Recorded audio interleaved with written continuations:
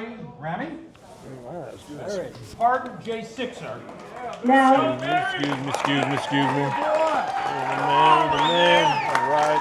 now I got to be honest with you. I wanted to say a little something about you before you came on, but everything I found online was horrible. And I refused to repeat it. Yeah. Because I said, no way. No way. Yeah. But welcome. Yeah, I'll take the old one. All right. Larry, go for it. Well, yes, as my cover has been blown, I am January 6er. On January 20th of this year, I would get the call from my attorney, and they would state that I am going to be released from federal custody because of the pardon of Donald Trump, along with 1,500 plus of my brothers and sisters that were exercising the First Amendment on a mostly peaceful protest that got slightly out of hand. And that brings me to this moment.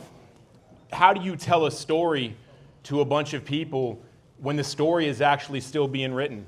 It's still being told. This very moment, me looking at all you guys, the story is still being written. And so you take it one day at a time. It was just over 2 months ago where, I thought I would be a convicted felon for the rest of my life, that I was going to spend another several years in prison. I mean, imagine what Enrique Tarrios thought sitting in a dark cell with a 22-year sentence looming over his head, and Kamala Harris in the race to pitch switch Joe Biden with a usurpation of their own primary. You panic. I mean, Ethan Nordine, 18 years, a preteen daughter growing up without her dad every day. He would face that. Mason Corson, several years left in prison until January 20th. So the story is now being told through our lens, our camera, our voice, our truths, because for several years, America listened to this false narrative of this insurrection happened, that they tried to overthrow the government, all a farce by our own Department of Justice to frame a president and his supporters from never thinking in the future of doing that again. Well, guess what?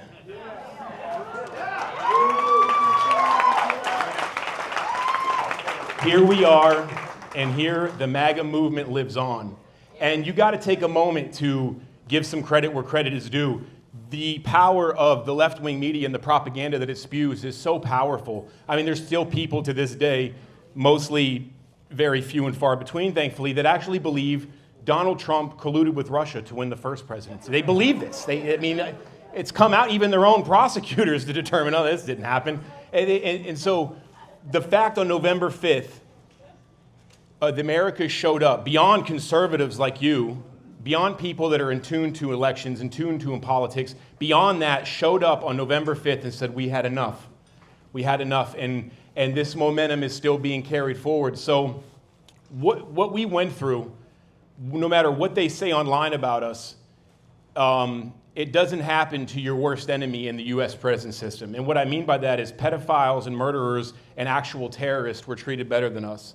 I was moved from 14 different facilities in 16 months all over the United States, from Miami to Oklahoma to Virginia to Pennsylvania to D.C., back to Virginia, back to Pennsylvania, all just to break me down and get me to sign a plea, which they wanted me to serve 15 years in prison.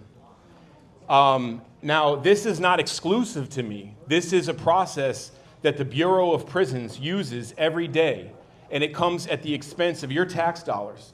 It costs $2,000 to $10,000 for the Bureau of Prisons and the federal marshals to move an inmate from facility to facility. You're paying for that. Well, I don't remember ever voting on that. It is only to help U.S. prosecutors and district attorneys win cases, to break the person down going to court so they're more likely to sign a plea that favors the prosecutor and the Department of Justice. And so the J6ers were put through the ringer, the worst of the worst. We were labeled as domestic terrorists while we served our prison sentence. In the federal facility I was at, I was labeled as a domestic terrorist. I had the BOP, the Bureau of Prisons, monitoring my fiance's social media. My fiance was not at January 6th. They were monitoring her social media and having me call her from inside the facility and tell her to remove posts that were pro-Trump and anti-Biden. This was probably the most unconstitutional, egregious thing I've seen happen. but we were denied medical care. We were denied religious services. We were put in the solitary confinement for months on end simply for refusing the vax, in some cases just because they didn't like us. So what these men and women went through for one day after we watched our country burn to the ground during the George Floyd riots, to impunity, to nothing. The same prosecutor in Washington, D.C., Matthew Graves, who fortunately resigned, he went after us, our families. He sent the FBI and all the resources and assets at not just the J6ers, their family members too. And this is the same prosecutor and district attorney from D.C. that gave a pro-Palestinian protester 48 hours community service for punching a female Capitol Police officer in the face. But he not only went after us and sought and even attempted to appeal. 22 years for Enrique Tarrio, 22 years for 18 years for Ethan Nordine and Zachary Real and Dominic Bizzola. That wasn't enough for the prosecutor. They wanted more. They were going to appeal it. But we're not going to be victims. None of us. None of us. We're not going to sit up here and plead that feel sorry for us, because it's time to take action. On November 5th, God gave us a chance. He gave us a chance in Butner, PA, when he turned Donald Trump's head. That was God intervening in our affairs, but God is not going to bail us out. He's going to leave it to us. He's going to give us a chance to do it ourselves. And on November 5th, we showed up. But ladies and gentlemen, if we do not show up again in the primaries, and we do not show up again in the midterms, then this chance God gave us and gave Americans will all be for nothing.